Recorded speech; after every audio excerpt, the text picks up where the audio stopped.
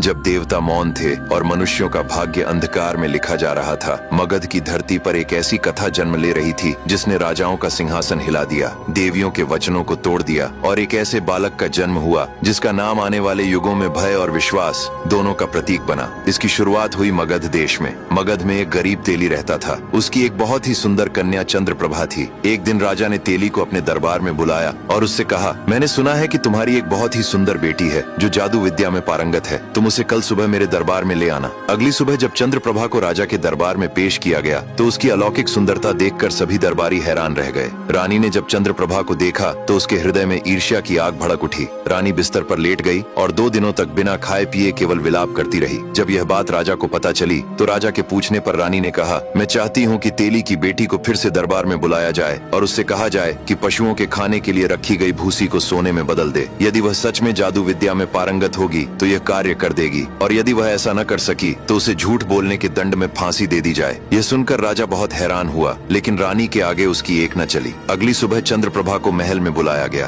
राजा के आदेश पर उसे एक बड़े कक्ष में ले जाया गया। चंद्रप्रभा को छोटे मोटे जादू का ज्ञान तो था, लेकिन उसमें इतनी शक्ति कहाँ थी कि वह भूसी को सोने में बदल सके। वह अपने दुर्भाग्य को कोसते हुए फूट फूट कर रोने लगी और रोते रोते ही सो गई। आधी रात के समय अचानक कक्ष की दीवार कांपने लगी और एक जोरदार आवाज के साथ दीवार फट गई। उसी में से एक अत्यंत सुंदर यक्षिणी प्रकट हुई। उसने चंद्रप्रभा को जगाया और कहा, तुम्हारी दुख भरी पुकार मेरे लोक तक पहुंच गई और मैं स्वयं को यहाँ आने से रोक न सकी। मैं इस पूरे कक्ष को सोने से भर दूंगी, लेकिन इसके बदले मुझे तुमसे कुछ चाहिए। चंद्रप्रभा ने विनती करते हुए कहा, हे देवी, कृपया बताइए आपको मुझसे क्या चाहिए। यक्षिणी बोली, कल तुम्हारा विवाह राजा से होगा और ठीक 1 वर्ष बाद तुम्हें एक पुत्र की प्राप्ति होगी। वही पुत्र मुझे चाहिए। भय और विवशता में चंद्रप्रभा ने यक्षिणी की शर्त स्वीकार कर ली। पल भर में यक्षिणी ने पूरे कक्ष को चमकते हुए सोने से भर दिया और अदृश्य हो गई। अगली सुबह जब कक्ष का द्वार खोला गया तो पूरा कमरा सोने से जगमगा रहा था। यह दृश्य देखकर राजा अत्यंत प्रसन्न हुआ। उसने चंद्रप्रभा की सुंदरता और इस चमत्कार से प्रभावित होकर उससे विवाह करने का निश्चय कर लिया। राजा और चंद्रप्रभा का विवाह बड़े धूमधाम से संपन्न हुआ। 1 वर्ष उपरांत चंद्रप्रभा ने एक तेजस्वी पुत्र को जन्म दिया। लेकिन एक दिन जब चंद्रप्रभा अपने बच्चे के साथ सो रही थी तभी अचानक धरती कांप उठी। महल की दीवार फट गई और उसमें से वही यक्षिणी बाहर निकली। उसने चंद्रप्रभा से कहा, रानी, अब वह दिन आ गया है जिसका तुमने वचन दिया था। तुम्हें यह बच्चा मुझे सौंपना होगा। यह सुनकर चंद्रप्रभा कांपने लगी। वह बार बार यक्षिणी से विनती करने लगी कि उसका बच्चा न ले, लेकिन यक्षिणी ने राजकुमार को गोद में उठाया और गायब हो गई। रानी पुत्र वियोग में पागल हो गई। जब राजा ने यह सुना तो उसने चारों दिशाओं में योद्धाओं को भेजा। जादूगरनियों, ज्योतिषियों और तांत्रिकों ने बहुत कोशिश की, पर बच्चे का कहीं पता नहीं चला।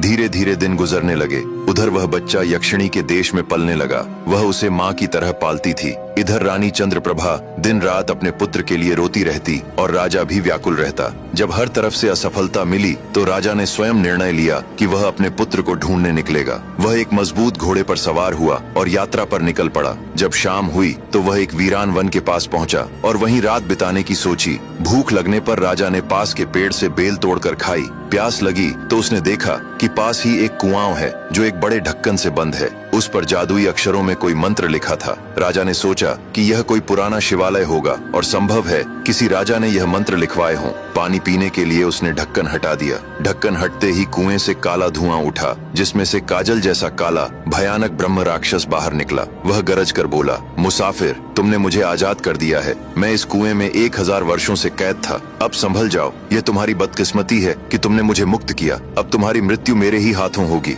राजा यह सुनकर कांपने लगा। उसने कहा, महाराज, क्या ऐसा हो सकता है कि जिसने आपको मुक्त किया आप उसी की जान लें? राक्षस बोला, तुम सही कह रहे हो, लेकिन मेरी बात सुनो। जब मैं इस कुएं में कैद हुआ था तो दिन रात तड़पता था। मैंने सोचा था कि जो मुझे आजाद करेगा मैं उसे संसार की सारी सुख सुविधाएं दूंगा। 500 वर्ष बीत गए पर किसी ने मुझे मुक्त नहीं किया। फिर मैंने प्रतिज्ञा की कि जो मुझे आजाद करेगा मैं उसे दुनिया की सारी ताकत दूंगा, उसे सबसे अमीर बना दूंगा, एक विशाल सेना दूंगा जिसकी अगुवाई मैं स्वयं करूंगा और संसार के सभी राजाओं के सिर काटकर उसके चरणों में रख दूंगा। फिर भी 500 वर्ष और बीत गए, कोई नहीं आया। फिर कल मैंने कसम खाई कि जो भी मुझे आजाद करेगा मैं उसी की गर्दन अपने हाथों से काटूंगा और उसका खून पीऊंगा। और आज तुमने मुझे आजाद कर दिया है। आज मैं तेरा गला काटूंगा और तेरा खून पीऊंगा। राजा ने विनती करते हुए कहा, महाराज, आप सर्वज्ञानी और महाशक्तिशाली हैं। यदि आप मुझे मारना ही चाहते हैं तो कोई भी मुझे बचा नहीं सकता, परंतु मरने वाले की एक अंतिम इच्छा होती है, क्या आप उसे पूरा करेंगे? ब्रह्म राक्षस बोला, बता तेरी अंतिम इच्छा क्या है? राजा ने कहा, स्वामी, मैं मरने से पहले यह जानना चाहता हूँ कि आप इस कुएं में कैसे कैद हुए। ब्रह्म राक्षस ने कहा, यदि तेरी अंतिम इच्छा यही जानने की है तो सुन। मैं एक महान राजा था। मेरा नाम सुनते ही शत्रुओं की छाती कांप उठती थी। धरती से लेकर आकाश तक मेरा ही राज्य था, लेकिन मुझसे एक ऐसी भूल हो गई जो मुझे कभी नहीं करनी चाहिए थी। किसी भी युद्ध को करने से पहले मैं युद्ध के देवता को बलि चढ़ाता था और फिर आगे बढ़ता था। एक बार मैंने अपने उत्तर में बसे कंधार देश पर हमला करने की सोची और अपने साथियों समेत युद्ध पर निकल पड़ा। शत्रु को हराकर लूटपाट की और सारा धन लेकर समुद्री रास्ते से वापस लौटा। समुद्र में एक दिन की यात्रा पूरी हुई। दूसरे दिन अचानक भयंकर तूफान आ गया। जहाज को आगे बढ़ाना मानो मृत्यु को बुलाना था, इसलिए मेरे सभी सैनिक समुद्र किनारे रुक गए और वहीं रात बिताने की व्यवस्था की गई। परंतु उस रात के बाद जब भोर हुई तो मैं अपने घोड़े पर सवार होकर ब्रह्म मुहूर्त में शिकार के लिए अकेला निकल पड़ा। एक जंगली सुअर का पीछा करते करते मैं बहुत दूर निकल गया। थककर एक सरोवर पर पहुंचा, वहां पानी पिया और उसी के किनारे एक वृक्ष के पास बैठ गया। थोड़ी ही देर बीती थी कि एक अत्यंत सुंदर कन्या वहां स्नान करने आई। वह किसी अप्सरा से कम नहीं थी। उसने अपने वस्त्र उतार दिए और नग्न होकर स्नान करने लगी। दुर्भाग्यवश उसकी सुंदरता देखकर मैं उन्मत्त हो गया और मैंने उसे पकड़ लिया। वह स्त्री पराये पुरुष को देखकर भय से कांपने लगी। तभी वह क्रोध से भर उठी। उसने गुस्से में कहा, नीच पापी, तूने आज स्वयं अपनी मृत्यु को पकड़ लिया है। इतना कहकर उसने जोर से 3 बार धरती पर पैर पटका और ऊंचे स्वर में बोली, हे पाताल के रक्षक, तुरंत प्रकट हो। अचानक धरती फट गई और उसमें से 2 महाभयानक दानव निकले। उनके काले शरीर, जलती आंखें और विशाल दांत देखकर मेरे प्राण सूख गए। पलक झपकते ही वे मुझे और उस कन्या को उठाकर अपने लोक ले गए। वह कन्या कोई साधारण स्त्री नहीं थी। वह पाताल लोक के राजा नागेश्वर की पुत्री थी, जिसका नाम राजकुमारी मृगनयना था। राजकुमारी ने रोते हुए अपने पिता को सारी घटना सुना दी। राजा गरज कर बोले, तू मनुष्य होकर राक्षसों जैसा आचरण करता है, इसीलिए आज से तू मनुष्य नहीं रहेगा। इतना कहकर उन्होंने भयानक मंत्रों का उच्चारण किया। एक ही क्षण में मेरा शरीर विकृत हो गया और मैं ब्रह्म राक्षस बन गया। फिर थोड़ी ही देर में उनके सैनिक मुझे इस धरती पर पटक कर लौट गए। राक्षसी देह में जब मैं अपने सैनिकों के पास पहुंचा तो भय से वे मुझ पर टूट पड़े, पर अब भूख और क्रोध मुझ पर सवार था। मैंने एक एक कर सभी को मार डाला और खा गया। उसी दिन से मैं इस जंगल में भटकता रहा। धीरे धीरे 100 वर्ष बीत गए। एक रात मैंने निश्चय किया कि अपने राज्य लौट कर देखूं। आधी रात में अपने महल में घुसा, पर वहाँ कोई परिचित नहीं था। मेरा राज्य किसी और राजा के अधिकार में जा चुका था। हताश होकर मैं फिर जंगलों में भटकने लगा और अंततः मैंने एक और गलती कर दी, जिससे मेरा यह हाल हुआ और मैं यहाँ कैद हो गया। एक दिन अत्यधिक भूख के कारण मैं तड़प रहा था। तभी मुझे एक सुंदर हिरनी दिखाई दी। मैंने उसे खाकर अपनी भूख मिटाने की सोची और उसका सिर धड़ से अलग कर दिया, पर मरते ही वह एक सुंदर कन्या में बदल गई। यह देखकर मैं हैरान रह गया। तभी एक तेजस्वी साधु प्रकट हुए और बोले, अरे दुष्ट राक्षस, तुमने मेरी बेटी को मार डाला। तुमने अपनी भूख मिटाने के लिए इसकी जान ली है, इसलिए अब तुम कई हजार वर्षों तक भूखे प्यासे यहीं कैद रहोगे। इतना कहते ही उन्होंने मंत्र पढ़ा और मुझे मंत्र बल से बांधकर इस कुएं में डाल दिया। सारी कहानी सुनाकर ब्रह्म राक्षस ने कहा, अब तुम संभल जाओ, क्योंकि अब तुम्हारी मरने की बारी है। राजा ने कहा, ठीक है, शायद मेरी मौत मुझे यहाँ लेकर आई है, पर महाराज, आप इतने शक्तिशाली और इतने विशालकाय हैं, आप इस कुएं में कैद कैसे हो सकते हैं? ऐसा तो नहीं कि आप झूठ बोल रहे हैं। राक्षस गुस्से में बोला, क्या तुझे लगता है मैं झूठ बोल रहा हूँ? अब तू देख। इतना कहते ही वह विशाल राक्षस काले धुएं में बदल गया और कुएं में चला गया। कुएं के अंदर जाकर बोला, देख, अब तो तुझे विश्वास हुआ? राजा ने कहा, हाँ महाराज, अब विश्वास हो गया। इतना कहते ही राजा ने कुएं का ढक्कन बंद कर दिया और बोला, अरे बेवकूफ, तू मुझे मारने चला था, अब तू इसी में मरेगा। राक्षस ने जब खुद को फिर से कुएं में बंद पाया तो वह रोने लगा। गिड़गिड़ाते हुए बोला, भाई, मैं तो मजाक कर रहा था, कृपया मुझे बाहर निकालो। राजा ने कहा, अब ऐसा नहीं हो सकता कि मैं ढक्कन हटा दूं। तब राक्षस बोला, मैं जानता हूं कि तुम अपने बेटे की तलाश में निकले हो। मुझे यह भी पता है कि यक्षिणी उसे कहां लेकर गई है। मैं कसम खाता हूं कि अगर तुमने मुझे मुक्त किया तो मैं तुम्हें मारूंगा नहीं, बल्कि तुम्हारे बेटे का पता बता दूंगा। राजा ने उसकी बात मान ली और कुएं का ढक्कन हटा दिया। ब्रह्म राक्षस बाहर आया और बोला, राजन, तुमने मुझ पर बहुत बड़ा उपकार किया है, अब तुम मेरे कंधे पर बैठो। राक्षस उसे लेकर उड़ चला और जालंधरों के लोक में एक सरोवर के किनारे पहुंचा। उसने राजा को जमीन पर उतारा और बोला, सुनो राजन, इस सरोवर में एक जलबेताल रहता है,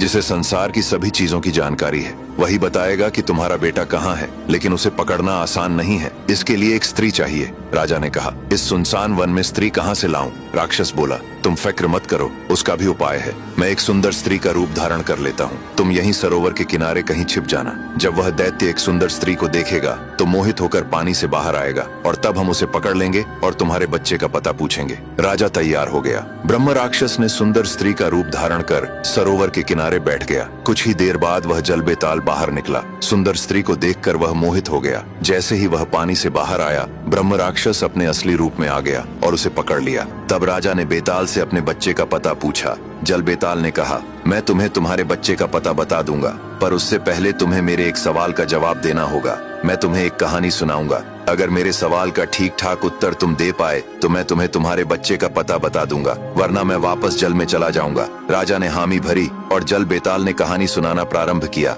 अयोध्या के उत्तर में ताम्रशिला नाम का एक राज्य था, जिसके राजा तामेश्वर थे। एक सुबह राजा नदी में स्नान करने गए, तभी उनके पैर से एक बक्सा टकराया। सैनिकों ने बक्सा बाहर निकाला तो उसमें एक स्त्री की कटी हुई लाश थी। जांच करने पर पता चला कि वह स्त्री एक धोबी की पत्नी थी। धोबी को दरबार में बुलाया गया। राजा ने पूछा, तुमने यह अपराध क्यों किया? धोबी बोला, हे राजन, मैं एक सेठ के यहाँ काम करता था। वह सेठ बहुत बूढ़ा हो गया था। जब उसकी मृत्यु का समय आया तो उसने मुझे बुलाया और कहा, बेटा, तूने मेरी ईमानदारी से सेवा की है, जाते जाते मैं तुझे कुछ देना चाहता हूँ। यह कहकर उसने मुझे एक छोटा सा सुंदर संदूक दिया जिसमें कुछ पैसे थे। उसने कहा, यह धन तेरी सारी परेशानियां तो नहीं मिटाएगा, लेकिन इससे तू अपना कोई काम शुरू कर सकता है। मैं बहुत खुश हुआ और वह संदूक घर लाकर अपनी पत्नी को दे दिया। पैसे देखकर मेरी पत्नी भी बहुत खुश हो गई और उसे संभाल कर रख दिया। इसके बाद मैं कपड़े धोने चला गया। जब मैं कपड़े धोकर लौट रहा था तो रास्ते में मैंने देखा कि एक आवारा आदमी वही संदूक लेकर खुशी खुशी जा रहा है। मैंने उससे पूछा, भाई, ये संदूक तुम्हें कहाँ मिला? वह हंसकर बोला, मेरी प्रेमिका ने दिया है,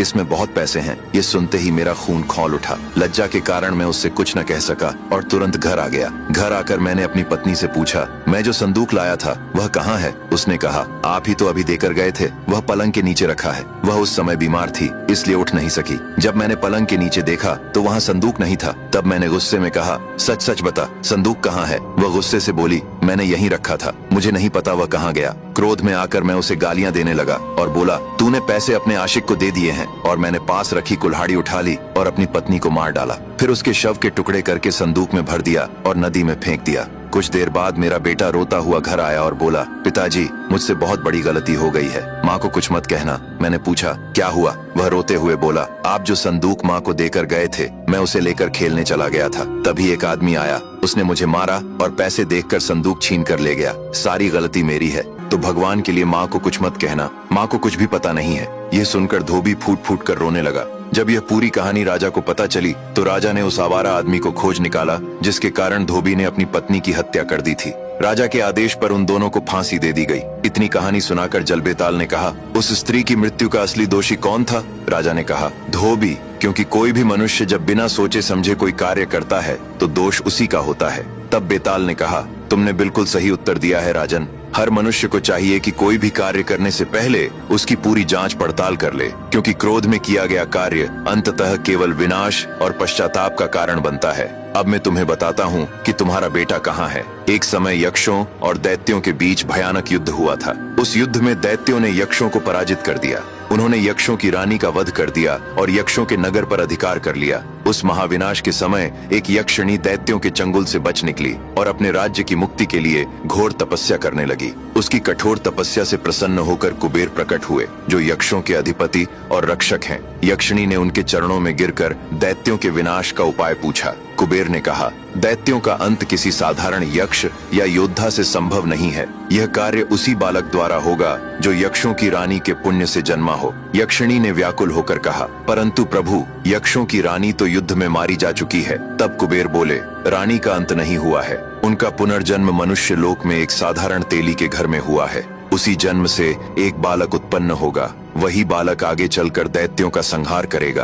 तुम्हें उसे लाना होगा और दिव्य अस्त्र विद्या से तैयार करना होगा, क्योंकि वही इस भयानक युद्ध का अंत कर सकता है। इसी कारण यक्षिणी तुम्हारे पुत्र को अपने लोक में ले आई। उसने उसे संरक्षण दिया, अस्त्र विद्या सिखाई और युद्ध के लिए तैयार किया। अब तुम्हारा पुत्र बड़ा हो चुका है, शीघ्र ही दैत्यों से युद्ध करके यक्षों के देश को मुक्त करेगा। तो राजा ने भी अपने पुत्र की सहायता करने का निश्चय किया। उसने कहा, मैं भी यक्षों के राज्य में जाना चाहता हूँ ताकि अपने बेटे की मदद कर सकूं। जल बेताल ने कहा, राजन, यदि तुम मनुष्य रूप में देव देश जाओगे तो किसी दैत्य या यक्ष के हाथों मारे जाओगे। इसके लिए तुम्हें अपना रूप बदलना होगा। इतना कहकर जल बेताल ने पुकारा, हे जल की रक्षा करने वाली देवी, प्रकट होइए। इतने में सरोवर का पानी फट गया और उसमें से एक अत्यंत सुंदर देवी प्रकट हुई। बेताल ने उनसे प्रार्थना करते हुए कहा, हे देवी, यह मनुष्य कई वर्षों से अपने पुत्र के वियोग में तड़प रहा है और अपने पुत्र की खोज में निकला है। इसकी सहायता कीजिए और इसे यक्ष के रूप में बदल दीजिए। देवी ने अपनी शक्ति से जल अमृत निकाला और राजा को देते हुए कहा, इसकी कुछ बूंदें पी लो, फिर जिस रूप को धारण करना चाहते हो उसका नाम लो, तुम उसी रूप में परिवर्तित हो जाओगे। राजा ने देवी से जल अमृत लिया और उन्हें धन्यवाद दिया। देवी अंतर्ध्यान हो गईं। इसके बाद राजा ने जल अमृत की कुछ बूंदें पी और यक्ष का रूप धारण कर लिया। फिर जल बेताल ने यक्ष रूपी राजा से कहा, सुनो राजन, अब तुम्हें यक्षों के देश में प्रवेश करने के लिए उस झरने के पास जाना होगा जो सीधे स्वर्ग से गिरता है। वहाँ कुछ यक्षिणियां पानी भरने आती हैं।